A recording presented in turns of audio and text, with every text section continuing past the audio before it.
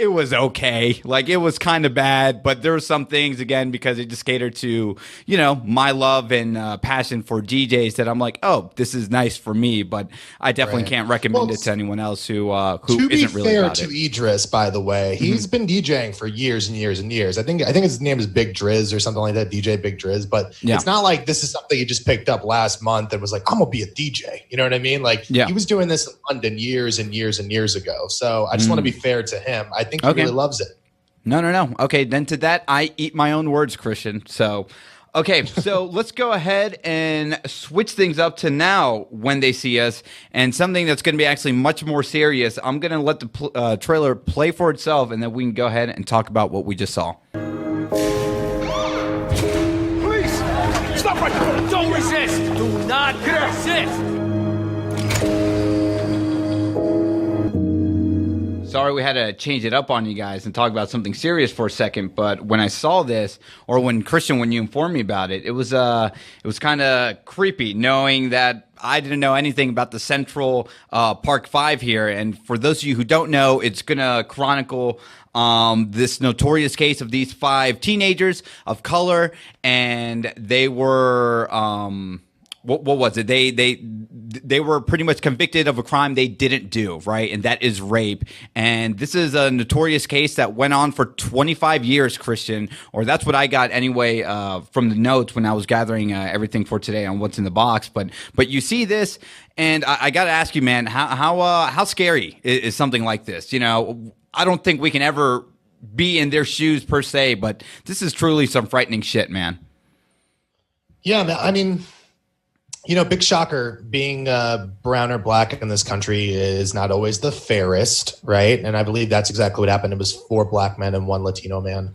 Yeah, man, it's one of the many miscarriages of justice that you can point to as why we have a flawed justice system. This one is sad, but it also has a semi-happy ending, which is that all of them received payouts. Obviously, it doesn't make up for the years of their lives that they missed. But yeah, man, listen, the thing I want to talk about it from the entertainment point of view is that this is one of the better Netflix high-profile director collaborations that they've had. This is Ava DuVernay, who did that really wonderful movie Selma a couple of years back. Okay. But specifically, she did an amazing documentary on Netflix called The 13th. Mm-hmm. And it'll break your heart and make you scream at the fucking TV because it's all about these, again, just miscarriages of justice, these fucked up times where, like, we have fucked over people of color. This is now her second project. She's working on this, and it definitely seemed like she's making some of her best work kind of doing either documentaries or what she's doing now, which looks like a docudrama, right? They're going to be going through it, but it's also going to be shot very cinematically, which looked fucking beautiful. So, yeah, man, I mean, you see that right off the bat, and they don't give you like a whole overarching plot, but just the little that they give you, I think they immediately establish their sense of atmosphere, like how that's going to feel and how, you know, just nauseating that whole process is. These are kids who are then thrown into the worst possible situation. So I'm riveted by it. I really cannot wait to see this. What was your reaction the first time you saw the trailer? Yeah, no, very, very powerful. Once I looked up, the story and saw what it's all about. And for everyone else, just real quickly, that this will be a 4-part series. And it's going to focus on, the 5 teenagers from the beginning of the spring of 1989 when they were first questioned about the incident all the way up to the settlement reached in New York City in 2014. So again, being someone of color, back then, for doing something you didn't commit. I mean, Christian, listen, even if you're not guilty of something people may accuse you of, for 25 years, how often do you have to say, it wasn't me, and then maybe some people, just for the sake of just not being labeled as a villain, just admit to something they don't do, right? And that's kind of scary in and of itself to really think about. So I don't know. We'll see how it plays out, but this is definitely exciting and something definitely on my radar. So let's go ahead and see what some of you toasties have to say. If any of you saw this here, let me see the chat. You guys are joining us. No, I got nothing on you guys. Okay, so listen, I'll worry about that. And let's go into something lighter, Christian. Something that keeps on surprising us time and time again, or not really, the third time, is Doom Patrol. So we're going to quickly review the episode of the latest. We're going to review our latest. We're going to review episode 3 of Doom Patrol, and let's go ahead and just play this little promo for everyone, and we'll be right back. A friend of Niles Calder is an enemy of Von Fuchs. The fuck? That goddamn show is so much better than it has any right to be. Oh my God. No, let's just leave it on that middle finger for a while. Christian, what did you think of episode 3 of Puppet Patrol? Loved it. I mean, and listen, dude, I don't want to oversell this. I'm now firmly on the, okay, it's worth your money every month, even if you don't watch anything else yet. But just because I have such confidence in what they're doing. The show didn't, a lot of shows, they take a season sometimes to really understand the dynamic of what their characters are supposed to do in a team, dynamic. Yeah.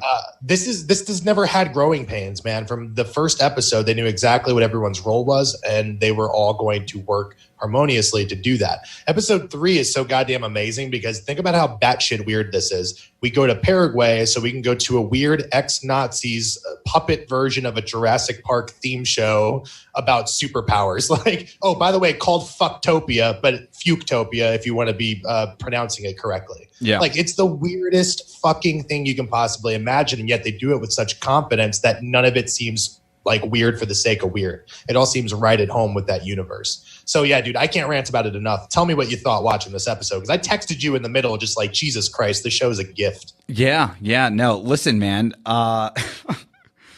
Fuck, this is good. I thought it was going to lose some of its momentum going forward. And you're like, okay, now we have the group going to Paraguay because that's the latest clue that they got into finding the chief. And then, of course, as you were saying earlier, they end up watching this puppet show, and it was called, Fucktopia. And we see more character moments, and this episode focuses on Negative Man himself, Matt Bomer, who is Larry in the show. And I'm just floored. Again, we get these character moments dealing with their true identity, right? And we get more backstory from Larry where, we end up finding out after the tragic events and when he was all burnt up, we see moments where he's trying to talk with his wife, right? He obviously didn't have the best relationship because he's hiding his identity of being a gay man. And then, of course, when something tragic happens to him, he's like, well, let me fit into this identity role of being, the happily married man with my wife. And of course, the wife finding out after just not trial and error, but just after just so many, not fights, but, after just trying to make their relationship work and figuring out, well, maybe he's holding a secret that he's not telling me. This incident is not going to make it better, or it's not going to make me become a stronger, loving wife. As a matter of fact, this is kind of like the last, the last straw for me, and I leave. And there's powerful moments where Larry talks to, his boyfriend or his lover, and then he even tells that guy to leave away or to push him aside because he's not happy with his true self physically, right? Because he's a burnt man, and it would be a crime for himself to kind of put his love or devotion or tell someone to love him for being a quote unquote freak, right? So we kind of get some really powerful moments with that. And I think what they do in between those moments of breaking the fourth wall and just being comedic, again, man, Brendan Fraser is just hilarious all throughout this show.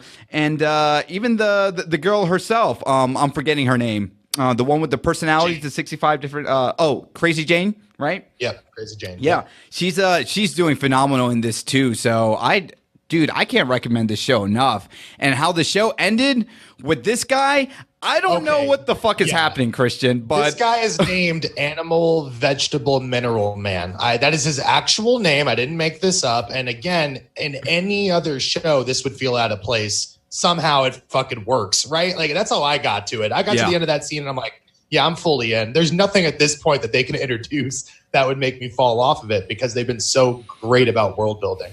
Yeah, dude, like you said, they nailed the character moments, even subtle ones. Like, yeah, Brendan Fraser took a back seat in terms of story this week, but they still gave him just enough. He's going through the chief's files. He finds his daughter's number. He struggles with whether to call her back or not. they're not forgetting anybody. Even Cyborg, who was kind of sidelined with Rita Farr this last week, they still gave them character moments. So it's just like the amount of weird that they're able to inject in this while still telling a story, while still giving everyone character moments, puts this leagues ahead of. Honestly, dude, I want to say this, man. If you can keep up this kind of quality for the remaining episodes, tell me a better comic book adaptation that's on TV right now.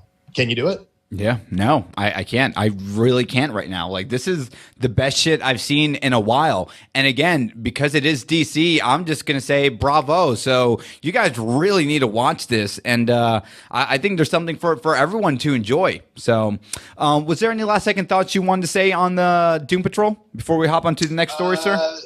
Yeah, only criticism. We didn't get the Chief and we didn't get Mr. Nobody, and I feel like those two are kind of awesome. And the story is largely about them, so it's weird when they're not in it. So that's my only criticism of that. Other than that, I do want to say and reaffirm what you said, that Brendan Fraser is amazing. I would legit say this, man. Like, what's the point of nominating people for like awards if we're going to be discriminatory against other platforms, right?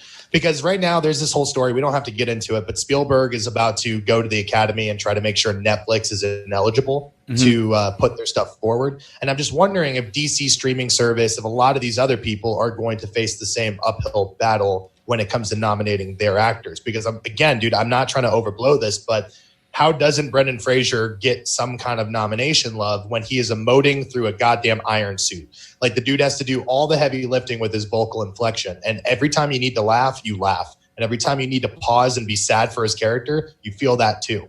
Like, it's incredible. So, I mean, I guess that's my big takeaway is I hope this guy gets nominated. I'm curious to see how the industry responds to his performance. Yeah.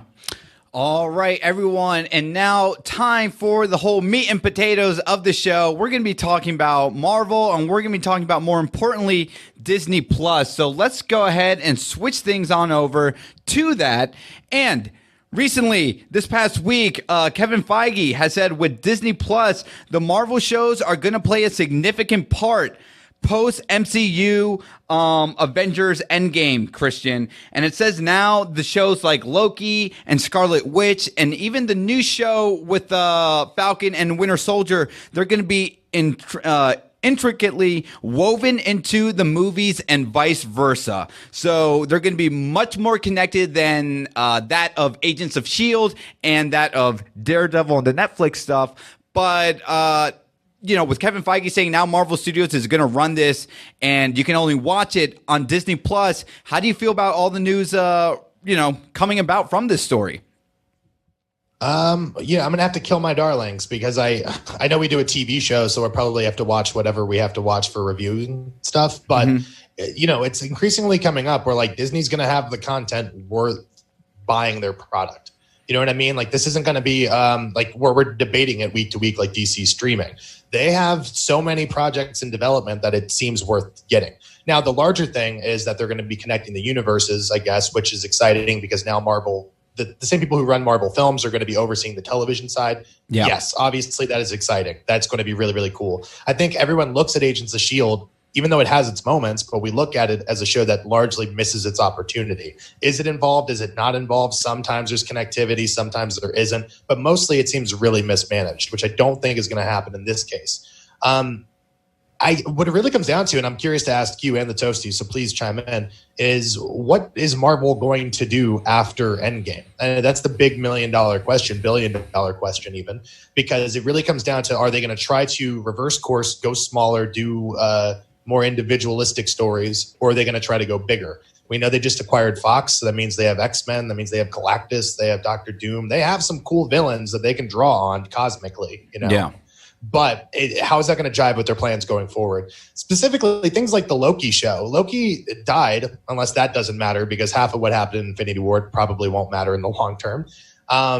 But he's supposed to be doing like a time-traveling show. It's supposed to take place all before the events of the MCU. Mm-hmm. So how is that going to necessarily tie in to the post-MCU plans? There's just too many questions, man. So at that point, I want to turn it over to you and ask kind of what are you feeling? What do you think they're going to do, and what would you like them to do?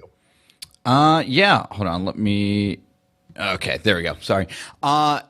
Man, I don't know. Like here's something I do know. A lot of my friends actually have said after Endgame, it's like, wow, they finished this marathon, this incredible endurance test of these movies, and a lot of them are still on board to kind of see the new phase begin with the new Spider-Man movie coming out, right? But after that, I think a lot of people are just kind of just a bit burnt out with like, okay, I'm kind of done with this. And although the new phase might begin something new completely from the ground up, again, who's this really going to appeal to, right? I mean, because now let's just jump back in time to the first Avengers, where it was easy to tell someone, oh, yeah, just watch these 4 movies and now you're good to go. If someone wants to watch the Loki show or the Scarlet Witch show, again, one of the first things you're probably going to hear everyone ask, yourself, myself, and their friends around them, do I need to watch Endgame? Do I need to watch these other properties? Where's this all going to go? And I think this is kind of a bit of a double-edged sword. I think this is going to be great. I think this is going to be fantastic for people who want more stuff intrinsically connected and woven into the Marvel Cinematic Universe when it comes to these TV shows. But, how much is too much to follow if you're just the average Joe? And will it appeal to you? That's what I want to ask you, Christian. So how do you feel? Well, yeah, you know what I really think, man? Listen, I just watched Into the Spider-Verse. I know I'm late. And by the way, no one told me how fucking amazing that movie was, because it's just amazing. It might be my favorite Spider-Man movie. The reason I'm bringing that up is because Miles Morales is an advent of the Ultimate Universe. Marvel created the Ultimate Universe to begin with because their main universe got way too fucking convoluted. And they said, you know what? We need new people to be able to come in. So let's just restart the whole goddamn thing. Ultimate X-Men, Ultimate Spider-Man, Ultimate Fantastic Four, right? That works for newbies who are jumping in. I think Marvel has to be smart about what they've done because for better or for worse, even if some movies are better than others, this is a monumental achievement, what they've done since 2008.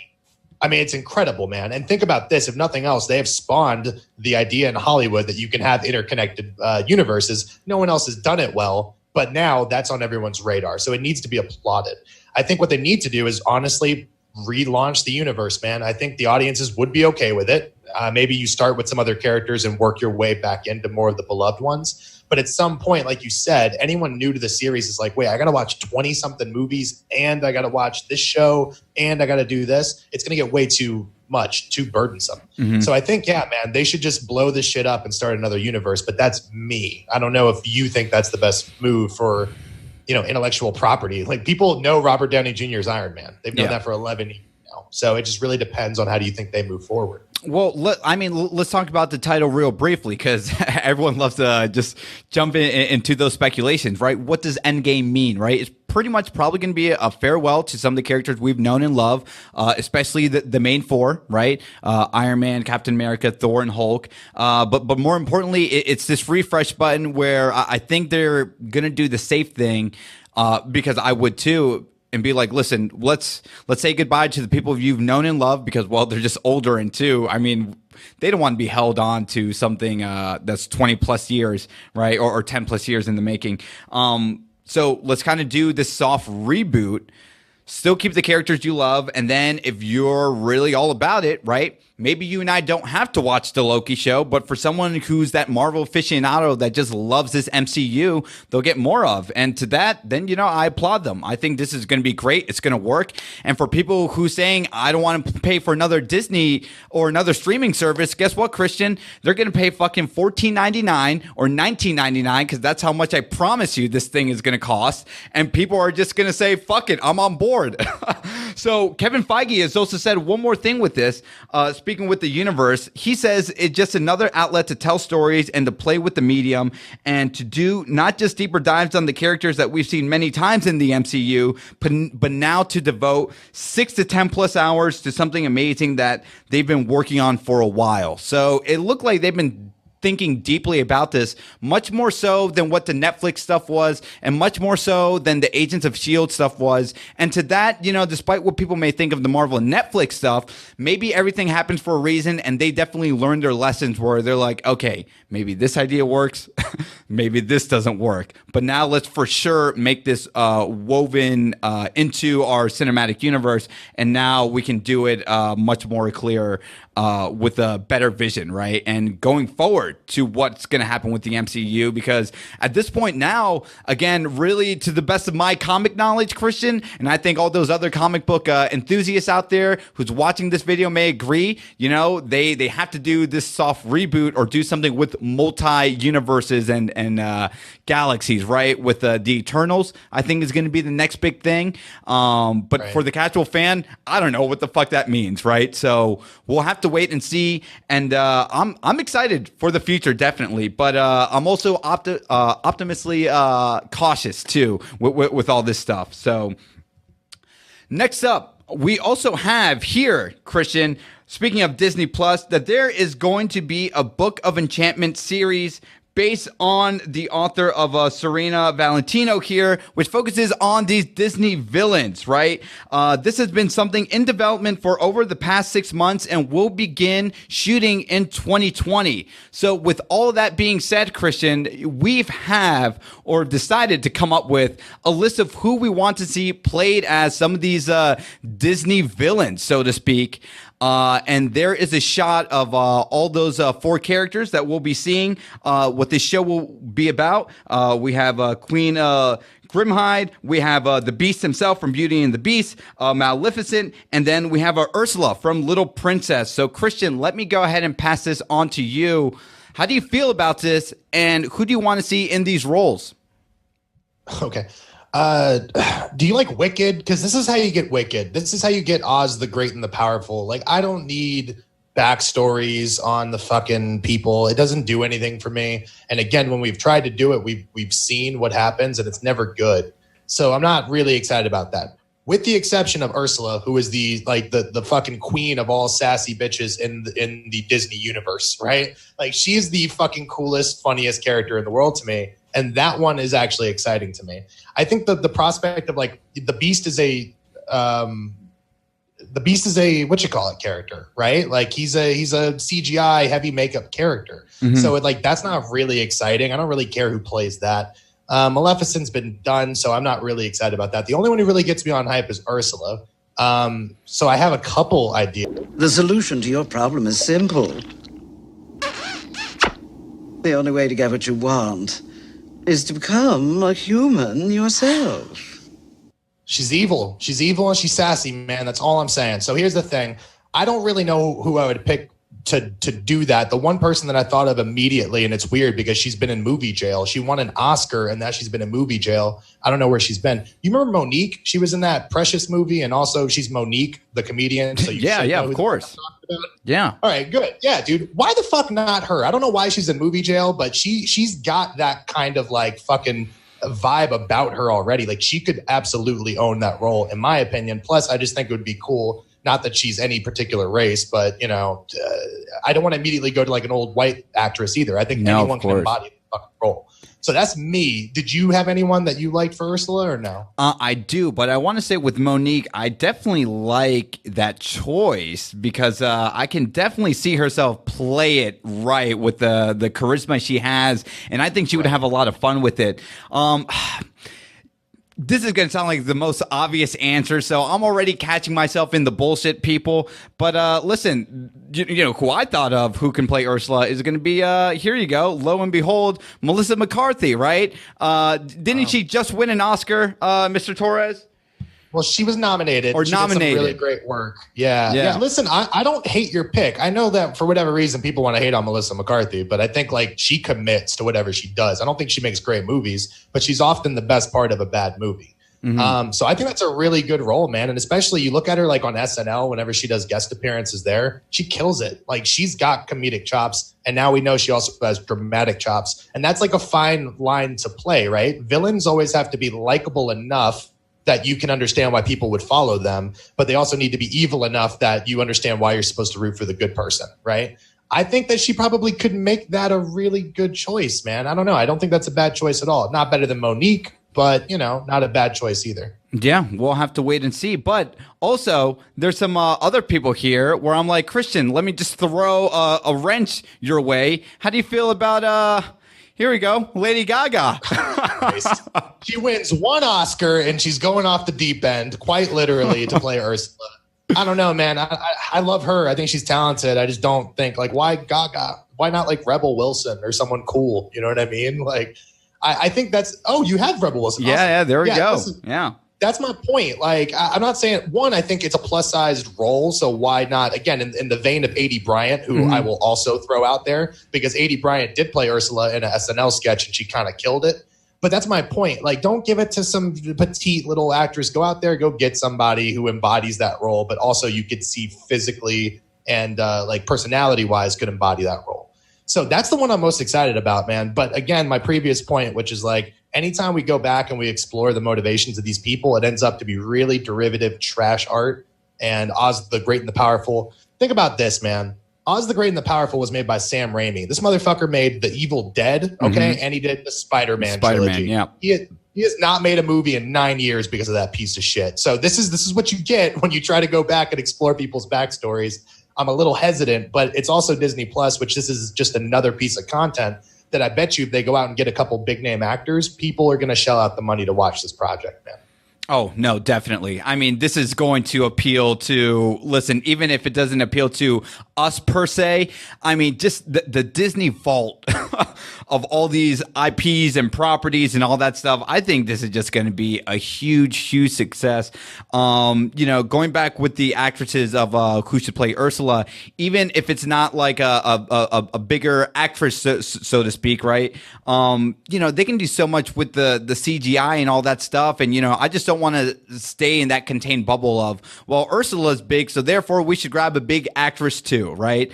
So it's we'll see what happens, but they definitely want to focus on each one of these guys per season. And looking at this art over here, I think it's really dope. So I'm curious to see. We didn't really dive into the other ones because I'm sure people. I'll let even the comment section decide who you guys want to see play, the Beast and Maleficent and all that stuff. Who knows? Maybe it's so well received after we get Maleficent 2, we just get Angelina Jolie in the role, right? Because, hell, if we're getting these Disney Plus stuff, universes syncing together with the cinematic stuff, who's to say they can't do it with the Disney stories as well, right? With Snow White and Beauty and the Beast and so on and so forth. So really cool stuff here, Christian. Do you have any last second thoughts? Nah, man, just like it's coming, because again, that was Marvel. This is villains and Disney princesses. We haven't talked about the fact that they're making Star Wars. I mean, Disney is going to be irresistible to get for people who like good content, good TV. I know we're all speaking prematurely about it, but they're putting way too much money into it, and they're getting every talented person in the world. So get ready to get those credit cards out, man, because you're going to be spending the money to get this. Yeah, definitely. So, Christian, let me. Was there anyone in the comments who chimed in on the subject? Now that we are done just that Alan would hate Melissa McCarthy, but that's because Alan hates Melissa McCarthy for no reason at all, just because he wants to hate somebody. So I stand by your pick, man. You're good. Trust me. Okay. All right. So now we are winding down to the end of the show. Let me go ahead and look at my notes here because let me see how many stories. Oh, I got one more story here, and then we'll jump into the emails. And it is something called OA, a Netflix sci-fi series dealing with a mad scientist who kidnaps people and puts them in dangerous experiments to test the boundaries of life and death. So the second trailer came out this week. Let's go ahead and play it, and we'll be right back with our thoughts on the trailer. Can you tell me how many fingers I'm holding up? 4. And who's the president? Barack Obama. Who? All right, March 22nd is the premiere date of season 2 of OA here. Christian, I don't really have that much to say on it, but did you see the first season, and does this get you excited to see season 2? I saw the pilot way back when, and I didn't love it. I've heard nothing but good things about it, with the exception of it came out right around when Stranger Things came out, and I think a lot of people put that mirror, that comparison, fairly or unfairly. Gotcha. And so I think that's why you heard a bunch of Stranger Things and not so much about the OA. One thing I'll say is very encouraging, though, is that first season came out in 2016. The second season is coming out in 2019, which for me is kind of like, look, they gave them plenty of time to learn how to be a better show, or at least just gave them the creative time to take as long as they needed to tell that story. Like, for instance, they renewed it February of 2017. They didn't even start shooting the second season until January of 2018. They gave them straight up a whole year to go write a show. This was network. You'd have about 3 months before you had to put that writer's room into production. So I think that I believe in it, man. I think Netflix would not sink money into lost causes. I really don't. They did make Bright, though, so that could be wrong. But in terms of shows, I think that they're doing pretty good.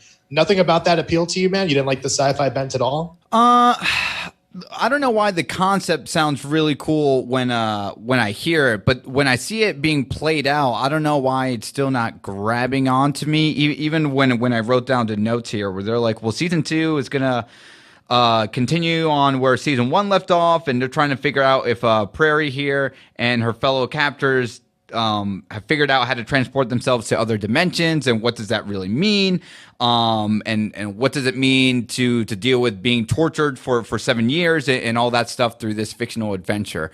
I don't know why that sounds really cool again in paper, but when I see it played out, I'm like,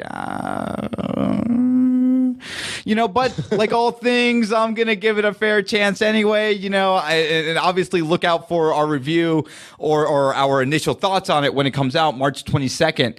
But, we'll see how it plays out, man. I don't know. I see some interesting things here, but it's not grabbing me in the way that Osmosis did, right? And maybe Osmosis is a little bit of a unfair comparison because, I think anyone can relate to maybe trying to find true love or trying to figure out how, they are and interact in a dating world versus, jumping into alternate dimensions and all that. But even as I'm saying all this stuff out loud, it's very unfair. For me to say that at all. So when I see this trailer, it doesn't necessarily grab me, but I do like the concept, and maybe it's one of those things that the trailer doesn't sell me, but when I watch the show, I'm going to be engulfed in it.